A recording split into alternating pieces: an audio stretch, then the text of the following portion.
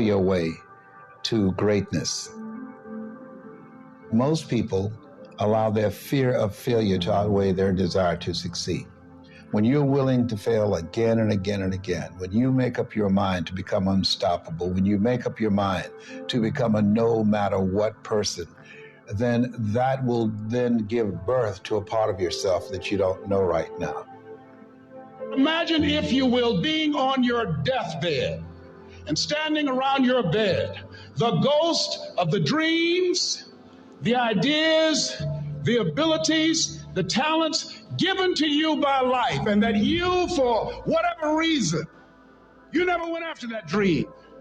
You never acted on those ideas. You never used those talents. You never used those gifts. And there they are standing around your bed, looking at you with large, angry eyes, saying, "We came to you, and only you could have given us life. And now we must die with you forever." See, most people stop short of their dreams and park and get off the highway of life because of the rejections of life. You will always be rejected. It's no big deal. Jack Canfield said rejection is a myth. It's not like when somebody says no and then they slap you. No, it's just, to me, make no your vitamin. Get excited about the no. Why? Because every time someone says no, that brings you another step to a yes. You're getting closer. Trust me, you will win if you don't quit. You will win if you don't quit. Even a broke clock is right twice a day. As you go through the challenges of life and you look at it and embrace whatever comes to you, don't run from it. Step toward it. Don't try and duck it like most people do. See, most people want it easy. See, easy come, easy what? Easy go. See, but when you go at what you're going to deal with and you deal with the difficulties of it, when you handle those hard things close at hand, making those hard decisions right now that you don't want to make, learning those things that you don't like to do, but you know that in order for you to get where you want to go, this is one of the hoops that you have to flip through. And I'm saying to you, whatever you got to do, do it, because if you don't, life is going to whoop you until you surrender. You have something that you brought to the universe, and that if you decide that my life deserves my developing this, what I do well, and becoming the best at it and mastering myself and seeing what I have within me, if you decide to drop your buckets where you are and develop your gifts, I grant you, you'll never, ever be without. I grant you that your gifts will take you places that will literally amaze you. I grant you that if you begin to work to develop your gifts, you'll develop a strong sense of happiness. You'll get a larger vision of yourself, because part of beginning to get a larger vision of yourself, all of us need some area of our lives where we can have a feeling of competence. That people know when they think about this area, that's something you do. That you eat and sleep that. And that you do that. You do that. Changing is not easy. But changing your life, changing habits, reinventing yourself, picking yourself up after life has knocked you flat on your back. I've got to say, when life knocked you down, try and land on your back, because if you could look up, you could get up. Well, that sounds cute, but that's not easy. When I was diagnosed with prostate cancer 17 years ago, that first time that happened, I said, hey, I can handle this. Then when it came back a year later, last year, 17 years later, and this time it metastasized to 7 areas of my body and ate 40% of my T1 vertebrae. Now the stakes are higher. There's this life saying, okay, Mr. Motivator, you beat cancer the first time. What you gonna do now? I started laughing. When the doctor told me, he said, why are you laughing? Are you in denial? I said, no. I said, I feel like Mother Teresa. He said, what do you mean? She said, Lord, I know you know how much I can bear. I just wish you to have so much confidence in me. I said, the stakes are higher. So I've got to dig in and got to fight more, because at the end of the day, life is a fight for territory. And once you stop fighting for what you want, what you don't want will automatically take over. And so it's a fight, it's a challenge in life every day. And what we have to do is embrace it. What we have to do is see it as a project to be worked on. In life, you will always be faced with a series of God-ordained opportunities, brilliantly disguised as problems and challenges. And so I see even cancer as a gift, as a God-ordained opportunity.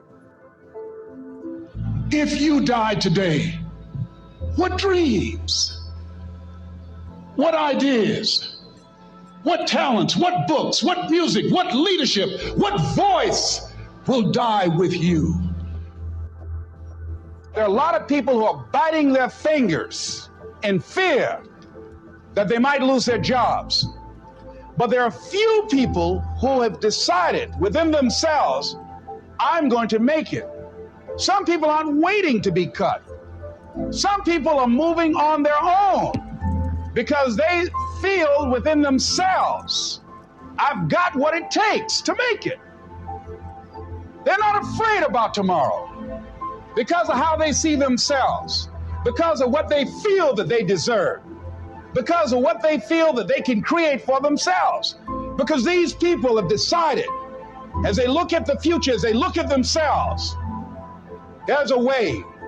Where there's a will, there's a way for me to begin to create a way out of no way. And when you have that kind of consciousness, when you have that kind of spirit, nothing can stop you. Nothing.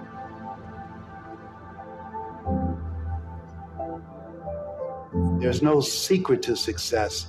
There's a system to success. And no matter what organization you become a part of, the system works if you work it.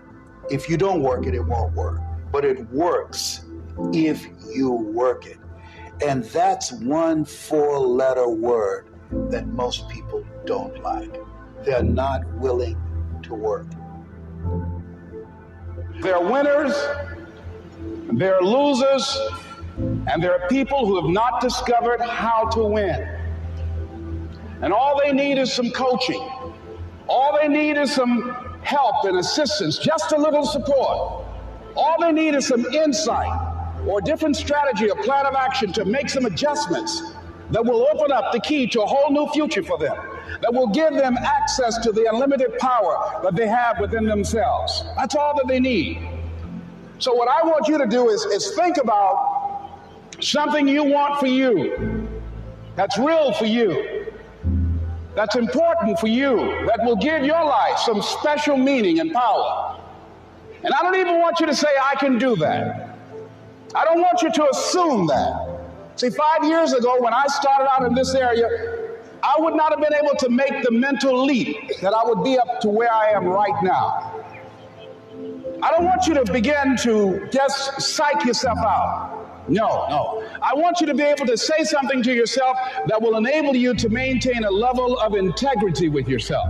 That when you say this, even when you face tremendous setbacks, it will be a benchmark to keep you in the game, to keep you moving forward and experimenting and readjusting your strategy and your plan of action, continuously looking for ways to win. I think we have to reflect on, who am I? Why am I here? What drives me? If I died today, what 3 words would I want said about me if I died today? You know, what is it that defines me? You know, and how do I define myself? So I went to the next mode necessary to start talking to people and seeking and asking for what I wanted and leveraging relationships and trying to find out, how do the people do it that went ahead of me? How do they do it? And then what is it I need to do? How is it I need to train myself, to develop myself? What's the resources that will be required in order to make it happen? And as I start seeking out and asking questions, I started running into people who said, I know someone who can help you do that. And they helped me get connected with those people. Remember, we have so much energy that can take us so far. It's necessary that you hook up with some other energy that can take you to the next level. I hooked up with them. They said, let's go. I said, away we go.